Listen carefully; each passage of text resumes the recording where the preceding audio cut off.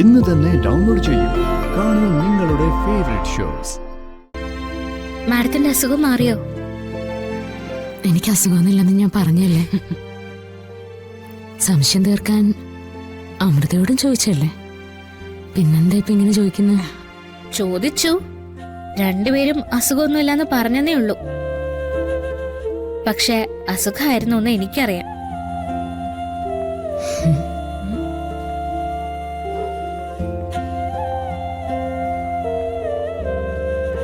ഞാൻ വിഷമിക്കണ്ടെന്ന് കരുതി രണ്ടുപേരും കൂടി കള്ളം പറഞ്ഞല്ലേ? ഫിദാമ്മയുടെ സംസാരിക്കുക കൂടി വേണ്ട. ശ്വാസത്തിന്ന് എനിക്കറിയാം അസുഖം ഉണ്ടെങ്കിൽ. സമ്മതിച്ചു. ദേഹത്തിനൊരു ചെറിയ ചൂട് പോലെ ഉണ്ടായിരുന്നു, ഇപ്പൊ ഇല്ല, അത് മാറി. സമയത്തിന് ഭക്ഷണം കഴിക്കുന്നുണ്ടോ അതോ ചിന്തയാണോ? മരുന്ന് കഴിച്ചായിരുന്നോ? കഴിച്ചു. മരുന്ന് കഴിച്ചിട്ടേ ഓരോരോ ടെൻഷനും വെച്ചിട്ട് അങ്ങോട്ടും ഇങ്ങോട്ടും നടക്കണ്ട. അടങ്ങി ഒതുങ്ങി ഒരിടത്ത് കിടക്കണം. സംസാരിക്കുന്നത് കേട്ടാ ഫോണിന്റെ അപ്പുറത്ത് അമ്മയാണെന്ന് തോന്നുമല്ലോ. അതെ, ഇടയ്ക്കിടയ്ക്ക് ഫിദാമാരത്തിന് ചെറിയ കുസൃതിയൊക്കെ ഉണ്ട്. ഓ, കുസൃതി എന്ന് പറഞ്ഞാ ഈ അസുഖത്തിനോടുള്ള കുസൃതി തന്നെ. അതൊന്ന് മാറ്റിക്കൊടുക്കണല്ലോ. അതാ അടങ്ങി ഒതുങ്ങിയിരിക്കാൻ പറഞ്ഞ. ഞാനിവിടുന്ന് ചൂടോടെ എന്തെങ്കിലും ഉണ്ടാക്കിക്കൊണ്ട് വരണോ കഴിക്കാൻ? അങ്ങനെ എന്നെ ഇപ്പൊ രോഗിയാക്കണ്ട.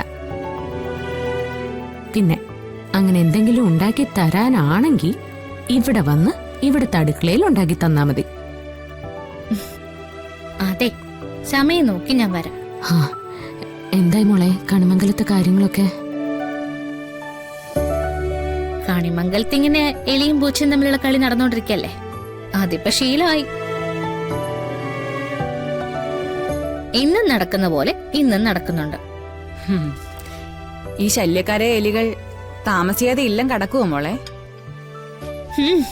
നോക്കണം മാഡം. ശല്യം എന്ന് പറഞ്ഞാലേ വെറും ശല്യൊന്നും അല്ല.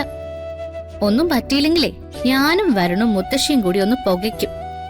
അപ്പൊ പുറത്ത് ചാടിക്കോളും. അതെ, ദുഷ്ടക്കൂട്ടങ്ങളാ, പെട്ടുപോകരുത് കേട്ടോ. അതൊക്കെ പണ്ടല്ലേ. അവര് കെണി വെച്ചാൽ അതിൽ നേരെ ചെന്ന് ചാടുന്നൊക്കെ. ഇപ്പൊ സൂക്ഷിച്ചും കണ്ടൊക്കെയാ നടക്കുന്നെ. ഇങ്ങോട്ടൊന്ന് തന്നാൽ തിരിച്ചു കൊടുക്കാനുള്ള ചങ്കൂറ്റം ഉണ്ട്. പിന്നെന്താ? ഈ ധൈര്യം ഉണ്ടെങ്കിൽ കൊള്ളാം.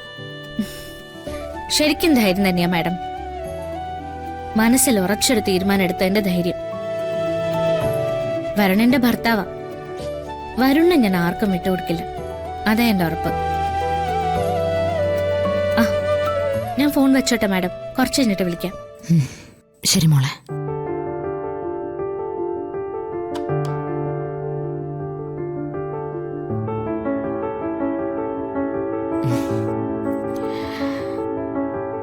എന്ത് രഹസ്യാക്കി വെച്ചാലും അവൾ അത് കണ്ടുപിടിക്കും. പക്ഷേ ഏറ്റവും വലിയ രഹസ്യം ഇപ്പോഴും അങ്ങനെ തന്നെ കിടക്കുന്നുണ്ട്. ദേവി എഴുതി വെച്ച കണക്കിന്റെ അടുത്ത് നമ്മൾ എത്തണ്ടേ? എന്നാലല്ലേ ശരിയാവൂ. കുറച്ചുകൂടെ കാക്ക.